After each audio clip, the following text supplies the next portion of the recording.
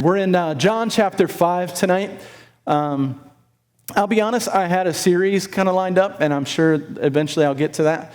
But I really just wanted to touch on this subject this week. So here's the thing. I talk to a lot of you, and I'm constantly taking things back to prayer and just saying, hey, God, what do we need to hear? Like, what do you have for us in this season, in this moment? And so tonight, this is something that I do pray that you will receive and that you'll look into and you'll read it for yourself and you'll pray and just say, hey, God, is this for me? What parts are for me? And all that. And I hope and I believe that if you do that work, it'll be a blessing to you and a benefit to you. So we're in John chapter 5. I don't know about you, but one thing that this life has taught me is that the older especially I get, I become more desperate for God to move in different areas of my life. There are parts of my life that even though in all my wisdom I apply to them, I just feel like, man, it's not happening. And that gets me frustrated, that gets me angry, that gets me sad. I have lots of different emotions. That spills out to the people around me, my family, and so forth. And so for me, I've learned that I've got to go to God and ask for his intervention. And that could be physically, that could be got a bad report from a doctor, it could be intervention in a relationship, it could be intervention in my own stuff and my own sin, like, hey, God, I don't like what I see in the mirror. And I don't think you do either, and I need you to move in my life and teach me. And so whatever it might be, anytime that you're asking for an intervention from God, anytime that you're asking for God to move on your behalf, what you're really asking for is a miracle. You're saying, God, I need you to move. So what is a miracle? A supernatural move of God. A supernatural move of God, outside of natural, something that if left alone, we're headed for a cliff. But God, I believe if you step in, if you get involved, if you put your hand on the scales in this situation, we can see something different. And I think many of us were nervous about that word because that word, has been very much abused, very much misused. And honestly, I get disgusted when I see it misused as much as you do. But we can't run from the truth of who God is and how he operates simply because some people have abused and used it in a bad way. So what do? Do we just quit talking about it? And a lot of people in a lot of churches do. Other churches will play up certain parts of it. Play up, life's always going to be good, and if you have any problems, it's only because you're not faithful enough. And that's not healthy either. But what is healthy is saying, God, if I'm a Christ follower, or if I'm kicking the tires, I'm trying to follow, I need you involved in my life. And one of the challenges with the American church for sure, but in most churches and most places that I've been in for the last 25 years when I visit and talk to people, there's a part of the scripture that says there are people that have the form of godliness but deny the power thereof. And a lot of churches have the form of godliness, but we deny the fact that God can move in our lives. So we dress the part, we play the part, we go to Bible study maybe, throw a couple bucks, and then we go, hey, we're good, right? Having the form of godliness.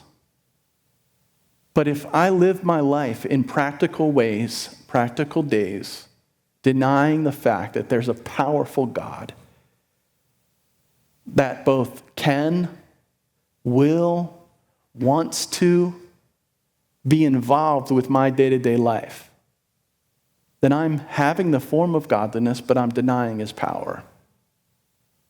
A miracle is any time that God intervenes on my behalf. And under that definition, I have to be seeking out more miracles. And you do too. I've got to quit being so stubborn about my situations that I try to tell God how it's going to go. That I try to slap a Christian bumper sticker on my car and pretend it's all going to work out. I've got to go to God in humility, and I've got to say, God, I need your intervention in my life. That's what it means to be seeking out a miracle. John chapter 5 tells this story of this place where God had, in the Old Testament especially, God had this, he would show up at a time and a place, a specific area.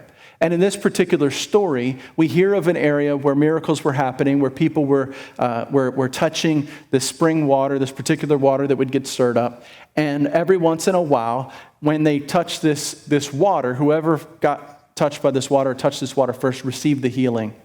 But as you can imagine, it drew a lot of people around this area to where they just wanted to be first. They wanted to be there. And so we jump into the story in John 5. It says this: after this, there was a feast of the Jews, and Jesus went up to Jerusalem. Now there is in Jerusalem by the sheep gate a pool, in Aramaic called Bethesda, which has 5 roofed colonnades. And in these lay a multitude of invalids. So a lot of people who were blind and lame and paralyzed. One man was there who had been an invalid for 38 years. Can you say 38 years? 38 years this person has been saying, what's going on in my life? Do you know a lot of Christians can't be uncomfortable for 38 minutes? Like, this guy had been saying, like, hey, he's still there. He's still hoping and believing and having trust. We can't be inconvenienced by a red light. But this guy is seeking after God, even though for 38 years the answer has been no. So he's there. When Jesus saw him lying there and knew that he had already been there a long time, he said to him, this is Jesus. Sometimes Jesus says some stuff that I can relate to, but some people get surprised. They're like, really? That's the words of Jesus? Like, I thought Jesus was that guy like in the surfer picture that looked off into the distance, right? Beautifully manicured hair, clean nails, you know? And he just looked up and he's smiling. I thought that was Jesus, because that Jesus wouldn't say what this Jesus is about to say. That Jesus that you see in the pictures in a lot of churches, that Jesus is a perfectly manicured California-style Jesus. And he's polite and nice. And that Jesus would not say what Jesus said. He looked at this man who had been an invalid for 38 years, and he said this. He said, do you want to be healed? Just take that in. You're there, you're here, the sheep gate, the pool, the water, the healing, all this stuff, the colonnades, all these people you're living around every day that can't move, can't get up, can't talk, all this stuff. They got all these problems. And you're amongst all of these people. And in the midst of all of these people, Jesus rolls through and he says, do you want to be healed?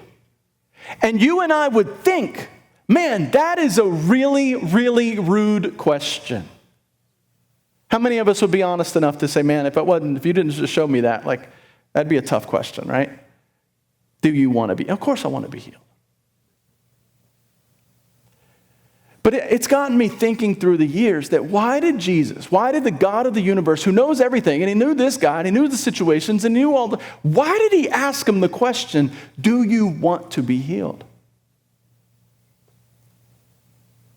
Because you can be in close proximity to the solution and not want it because you've become comfortable in your dysfunction. And we've got to get real with that. Because the church of the living God in this part of the world, in America, we're losing it because we got a lot of people showing up and leaving that have the form of godliness but deny the power. They're not seeking after miracles. They really don't want to change much. They're not all in. but they're real quick to say, this stuff's not working for me.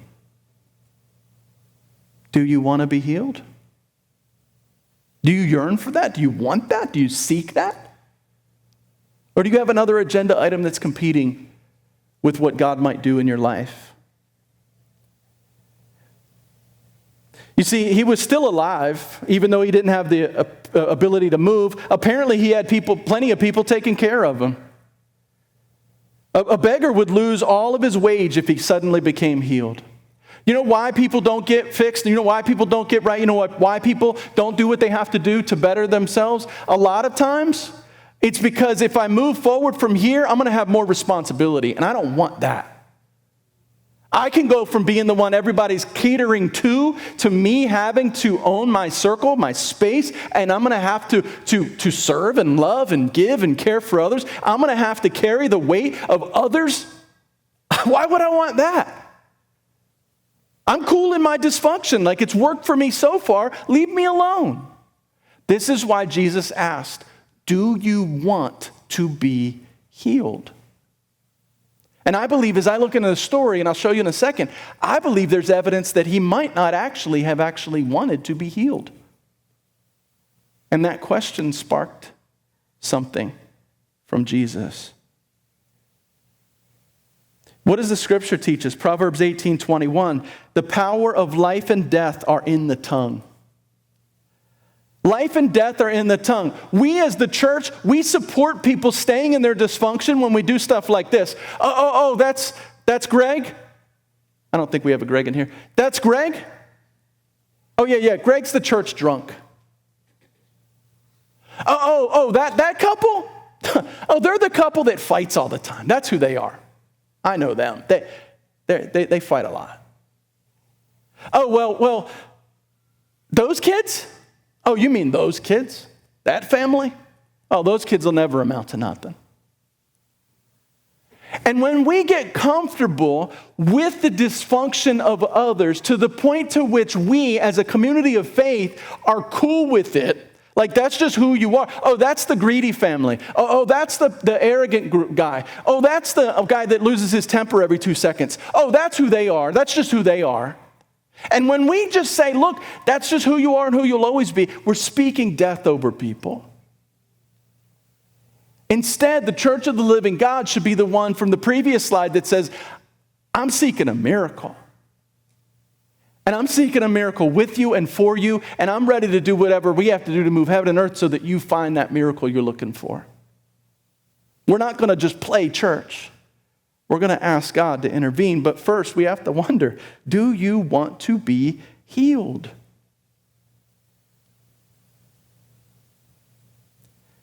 You see, we speak words of death over people as if Jesus can't bring new life. Well, guys, if God cannot fix your marriage, if God cannot take away that addiction, if God cannot redeem and restore and renew, if God cannot help you get control of your proclivities, if God cannot make sure that computer doesn't go to that particular site anymore, if God can't do any of that stuff, then why are we here?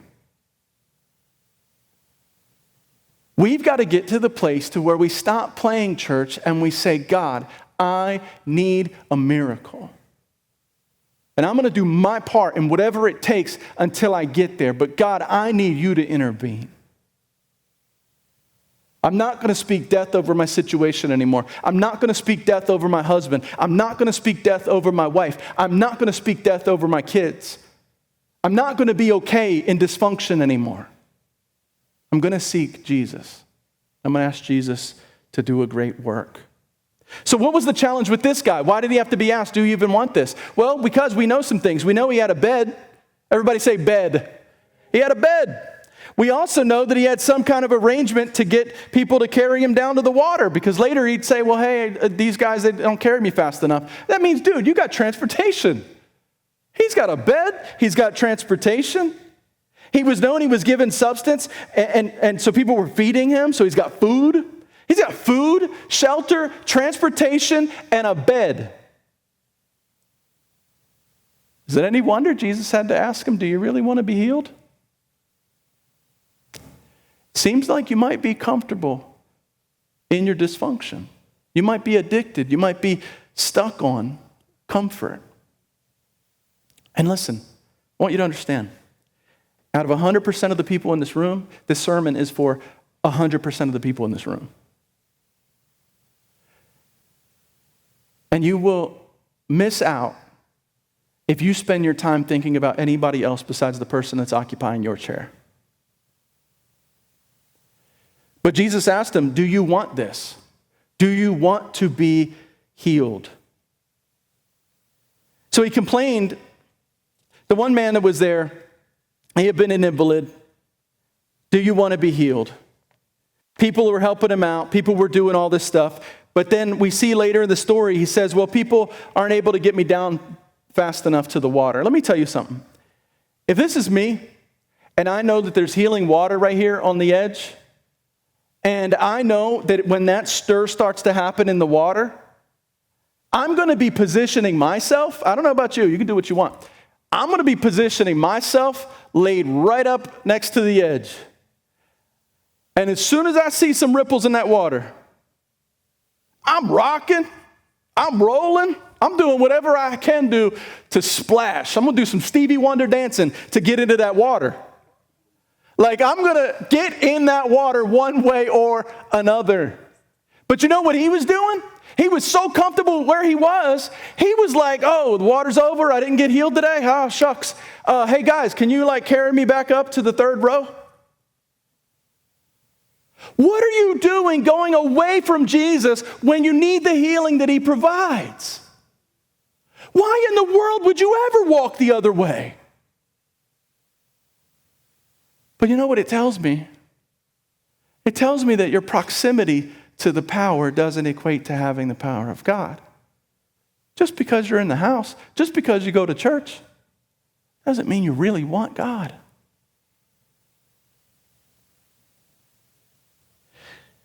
There is this, we have a mission in Africa, and if you give $1 to this place, money goes there in your name. And there's a little girl there, and she did some poetry for us. And here's what this little girl said to me one day. She said, I am a child in Kibera. Kibera is the world's second largest slum. Every single one of their homes in Kibera in Kenya, Nairobi, every single one has sewage.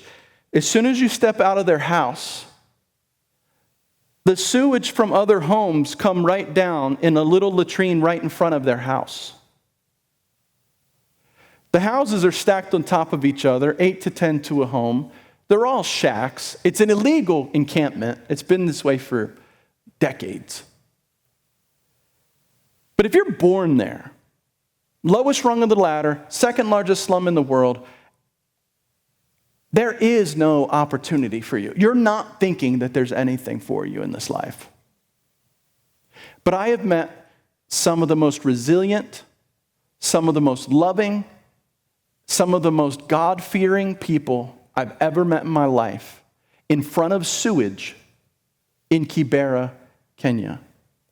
This little girl, 7, 8 years old, Michelle, and if you go to captivateglobal.org, you'll see more of it. But if you go to captivateglobal.org/dream, you'll see her poem. This was from something else she told me, but she said, I am a child in Kibera, but I am not Kibera's child. I am a child in Kibera. That's the circumstance. But don't label me. Don't limit me. Don't tell me that I'm going to stay here. Don't tell me that I'm always going to have this problem that I have today. Yeah, I have the problem today, I admit. But don't tell me I'm staying here. Why? I believe in a God of miracles. I believe God's going to move. I believe I'm going to commit myself to whatever God wants to do in my life so that I can get to that new place. And so don't you dare tell me, this little girl, 7 years old, preaching to me, the preacher, they flew in from America to come down there, and she's preaching to me. And she's preaching to you. I am a child in Kibera, but I am not Kibera's child.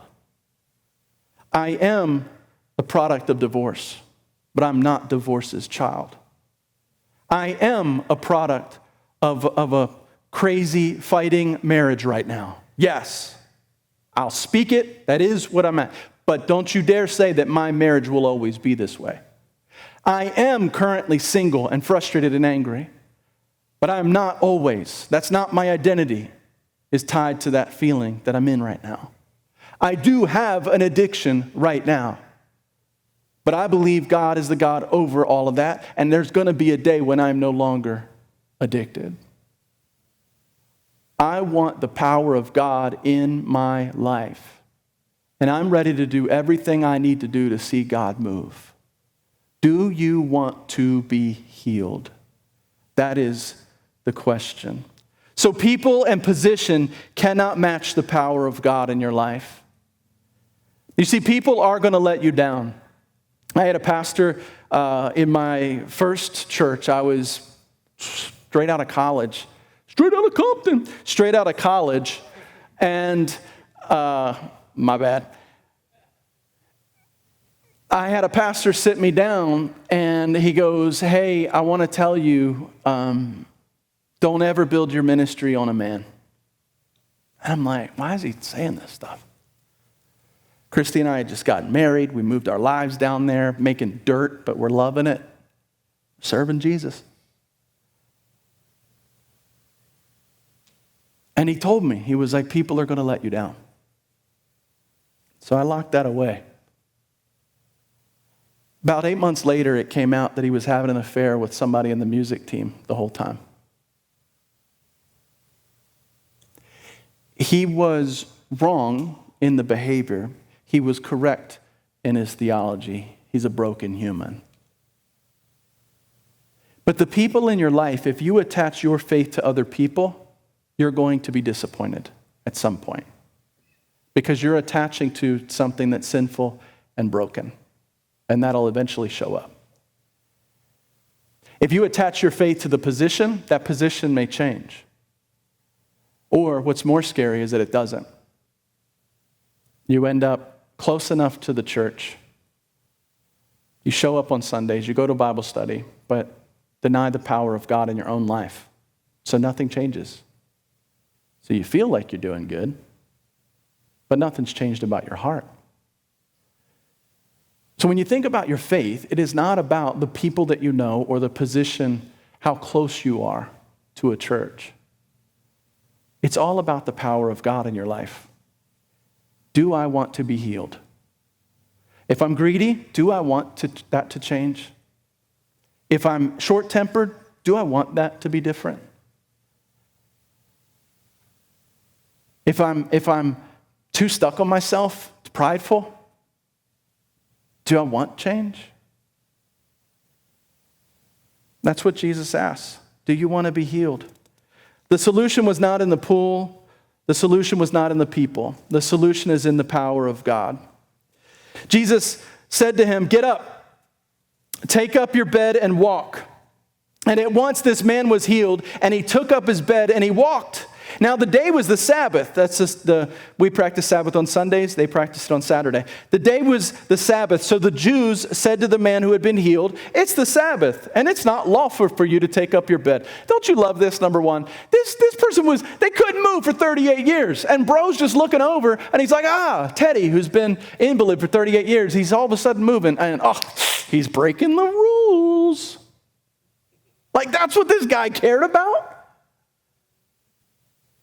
Some people believe they exist in life to find the flaws of other people and to call that out. And when they call that out, doing so makes them feel good. You broke the rule, but I just got healed. Yeah, I know, but you broke a rule.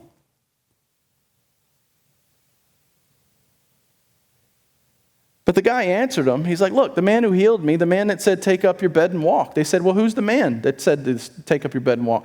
He said, "I don't know. There's a lot of people around." Jesus had withdrawn from the crowd. When God moves for us, he expects moves from us. When God moves for us, he expects moves from us. Could Jesus have healed the guy and never told him to take up his bed? Could Jesus have healed the guy and never told him to leave where he was?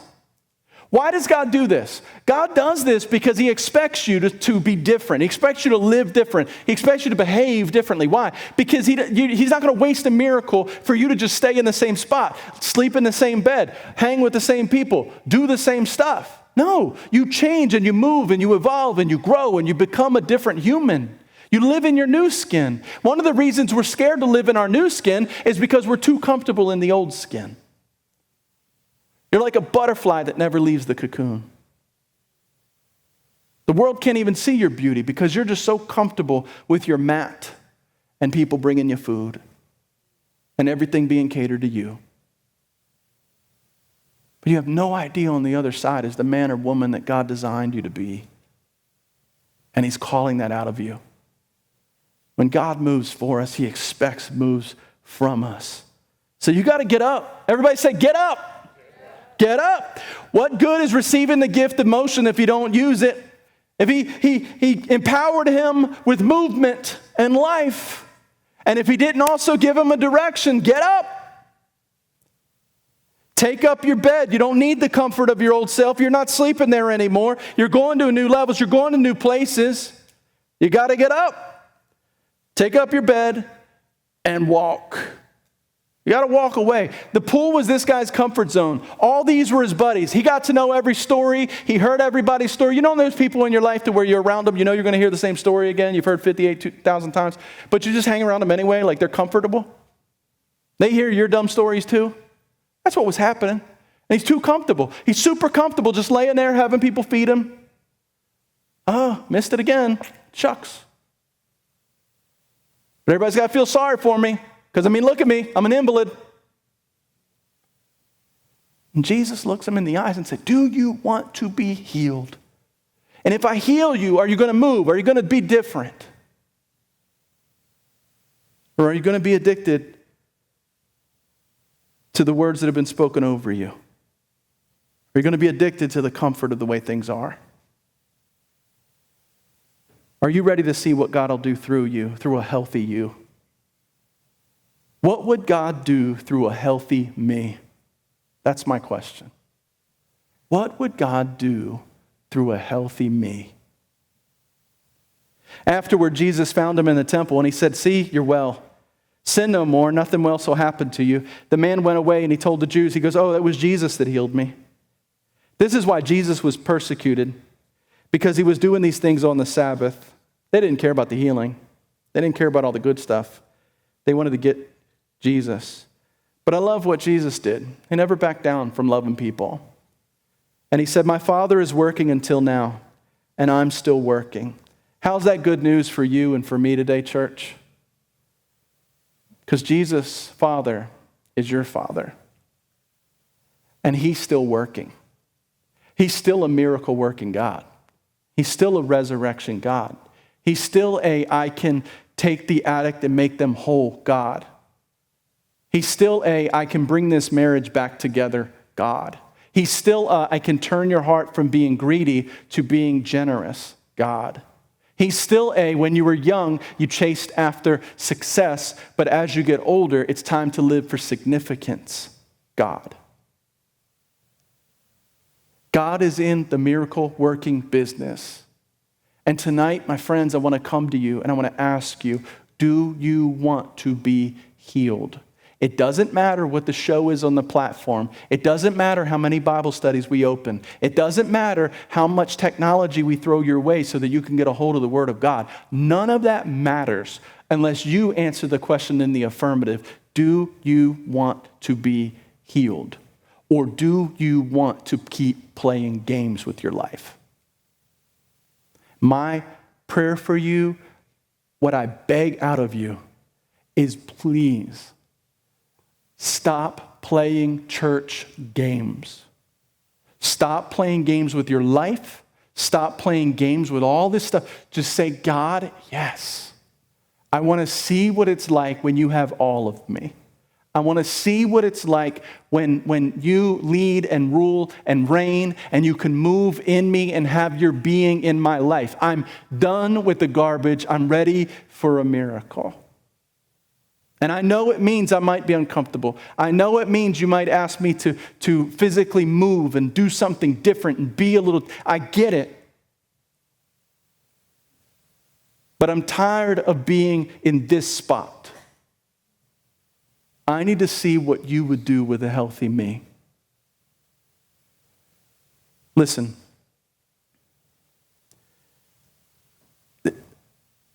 All of us need to do some business with God tonight.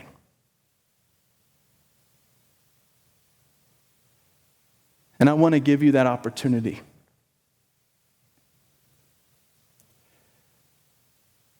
I want to invite you to take a few minutes and do some business with God. And if you know in your heart that the marriage is either the issue or part of the issue, men, I'm going to challenge you. Grab your wife's hand, come to the front, kneel down, and pray.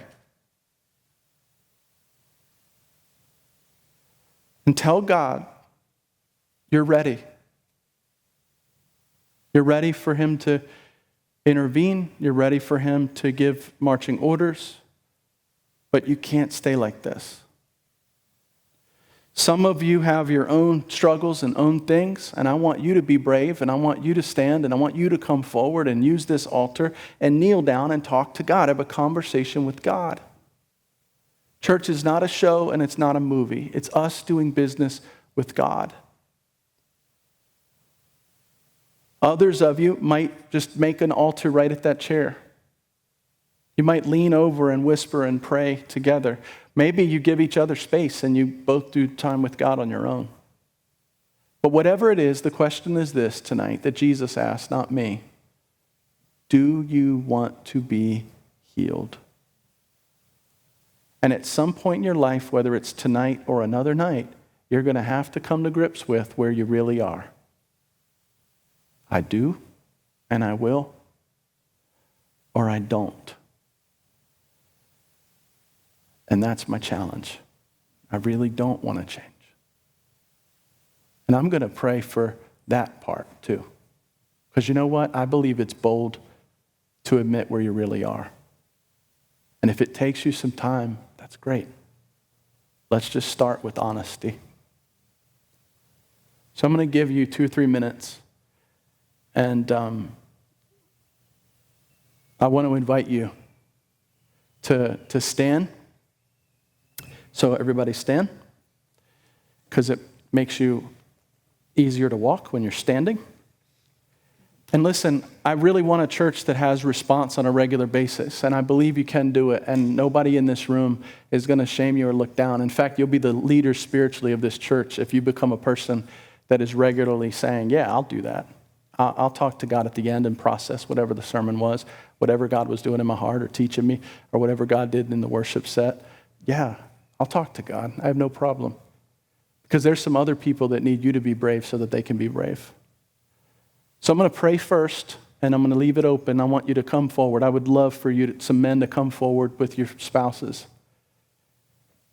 Maybe grab your friend. Maybe there's somebody in the room you know is going through something. They're not your spouse, but you know that they could use somebody to pray over them.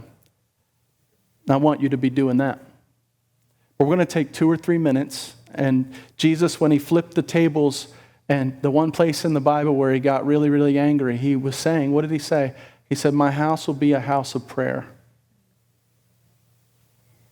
And so my desire is that we honor Jesus and we reflect a house of prayer.